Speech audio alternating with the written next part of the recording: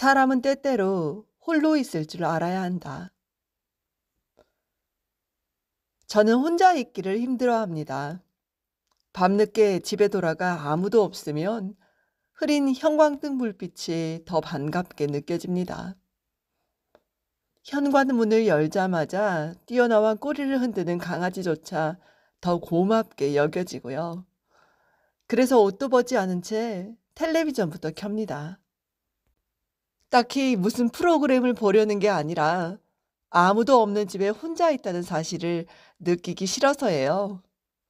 텔레비전에서 사람 소리가 나면 그래도 누군가와 함께 있다는 느낌이 들거든요. 어디 여행을 가더라도 혼자 가길 싫어해요. 지금까지 혼자 떠난 여행은 손가락으로 꼽을 정도입니다.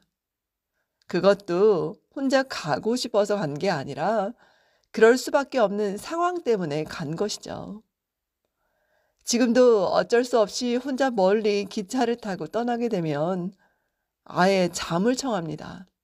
잠이 들면 잠시나마 혼자라는 사실을 잊게 되거든요. 사람들은 대부분 혼자 있기를 힘들어하는 것 같아요. 우리가 가족, 친구, 동료, 이웃 등 복잡 다단한 인간관계에 얽혀 사는 것은 결국 혼자 있지 않기 위해서입니다. 그러나 그 관계 때문에 삶이 더 힘들고 팍팍해질 때도 있잖아요. 그럴 때는 그런 관계의 끈을 끊고 혼자 있을 필요가 있어요. 끊는다고 다 끊어질 수는 없겠지만 관계의 속박에서 벗어나려는 노력은 필요합니다. 일단 관계에서 벗어나면 자신의 모습을 객관적으로 바라볼 수 있습니다. 그 모습이 눈 내린 허허벌판에 발가벗고 서 있는 모습이라 할지라도 있는 그대로의 자신을 바라볼 수 있어서 좋아요. 한 번은 제 친구가 가족과의 불화로 힘들어해서 어디 여행이라도 가서 혼자 한번 있어봐. 그러면 여러 가지 정리되는 부분이 있을 거야 하고 말한 적이 있는데요. 그런데 친구와 헤어지고 돌아오는 길에 생각해보니 그 말은 바로 저 자신을 향해 한 말이었습니다. 저는 늘 혼자 있기가 두렵습니다. 혼자 있지도 못하고 홀로 있지도 못합니다. 혼자 있다는 것과 홀로 있다는 것은 전혀 다른 문제입니다. 혼자 있는 것이 다른 사람과의 관계를 중요시하는 것이라면 홀로 있다는 것은 나 자신과의 관계를 중요시하는 것입니다. 혼자 있다는 것이 외로움과 관계가 있다면 홀로 있다는 것은 고독과 관계가 있습니다. 외로움이 상대적이고 사회적인 것이라면 고독은 절대적이고 존재적인 것입니다. 혼자 있을 때는 외롭지만 홀로 있을 때는 외롭지 않습니다. 혼자 있다는 것이 이기적이라면 홀로 있다는 것은 이타적입니다. 그래서 혼자 있으면 함께 있을 수 없지만 홀로 있으면서 함께 있을 수 있습니다. 겨울숲에 가보면 그러한 사실을 알 수 있는데요. 겨울숲에는 잎을 다 떨고 나무들이 적당히 거리를 두고 서로 홀로 서 있으면서 동시에 함께 숲을 이루고 있잖아요. 우리도 마찬가지인 것 같아요. 홀로 있을수록 함께 있을 수 있습니다. 홀로 있지 않으면 둘이 같이 있을 수 없어요. 혼자 있을 때는 외로워 누군가를 필요로 하겠지만 홀로 있을 때는 겨울숲처럼 서로 함께 있음으로써 누군가를 필요로 하지 않습니다.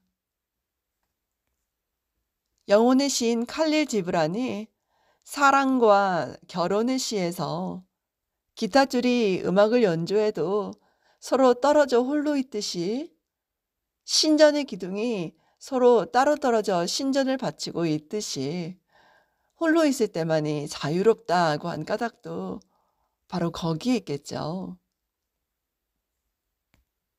저는 스님들이 한거나 동안거에 들어간다는 소식을 접할 때마다 석 달 동안이나 어떻게 산속에 외롭게 계시나 하고 생각해 본 적이 있는데요. 그것은 저의 잘못된 생각이었습니다. 스님들은 그 기간 동안 혼자 외로움의 상태에 있는 게 아니라 홀로 고독의 상태에 있습니다. 외로울 때 자신을 만날 수 있는 게 아니라 고독할 때 자신을 만날 수 있기 때문입니다. 법정 스님이 산문지 버리고 떠나기 위해서 홀로 있는 시간을 갖도록 하라. 홀로 있어야만 벌거벗은 자기 자신을 그대로 성찰할 수 있다고 하신 까닭을 이제 알겠습니다. 홀로 있을 때야말로 자신을 들여다볼 수 있는 내면의 눈이 가장 맑고 밝기 때문입니다. 몇 해 전 경기도 여주 어느 피정의 집에서 하룻밤을 지내면서 수녀님들이 저녁 기도하는 모습을 지켜본 적이 있는데요. 저는 수녀님들이 그렇게 경건하고 진지하게 기도하는 줄도 몰랐지만 공동 기도가 끝난 뒤에도 밤늦게까지 홀로 기도하는 줄도 몰랐습니다. 수녀님들은 혼자 외롭게 기도하는 것이 아니라 홀로 고독하게 기도하는 것이었어요. 새벽에도 일찍 일어나 수녀님들이 기도하는 모습을 지켜보았는데 마찬가지였습니다. 수녀님들은 마치 겨울나무처럼 각자 홀로 기도하지만 그것 또한 숲을 이루어 함께 기도하는 것이었습니다. 저는 그때 평화로운 오늘의 제 삶이 바로 수도자들의 기도 덕분이라는 것을 깨달았습니다. 인간은 고독할 때 신의 음성을 들을 수 있다는 말에도 공감하게 됐고요. 수도자들의 공동체 생활이 외로움을 견뎌내는 삶의 한 형태라면 홀로 기도하는 것은 고독을 통해 자신과 절제자를 만나는 한 모습이었습니다. 홀로 기도하는 것은 고독을 통해 자신과 절대자를 만나는 그런 과정이라고 할 수 있겠죠. 그래서 인간은 고독할 때 가장 고독하지 않다고 하는지도 모릅니다. 인생에서 중요한 순간은 항상 홀로 있을 때라고 합니다. 홀로 있는 시간을 갖는다는 것은 낡은 옷을 버리고 새 옷으로 갈아입는 것과 같은데요. 인생의 힘이 필요할 때 그런 새 옷을 갈아입음으로써 다시 새로운 힘을 얻을 수 있습니다. 자신을 성찰함으로써 잘못과 허물을 살펴볼 수 있고 미래의 올바른 삶의 방향을 찾아갈 수 있습니다. 저는 오랫동안 혼자 있지도 못하고 홀로 있지도 못했습니다. 그렇지만 이제 진정 홀로 있고자 해요. 60의 나이에 스페인 산티아고 순례길을 걸은 후 느긋하게 걸어라 라는 순례길을 펴낸 조이슬럽 소녀는요. 홀로 있으려고 노력하는 시기를 인생의 자궁기라고 했어요. 우리의 생명이 어머니의 어둡고 밀폐된 자궁 속에서 홀로 형성되는 것처럼 우리의 영혼 또한 진정 홀로 있는 시간을 통해 형성된다는 것입니다. 저도 이제 인생의 자궁기를 지남으로써 진정 제 내면의 소리를 듣고자 합니다.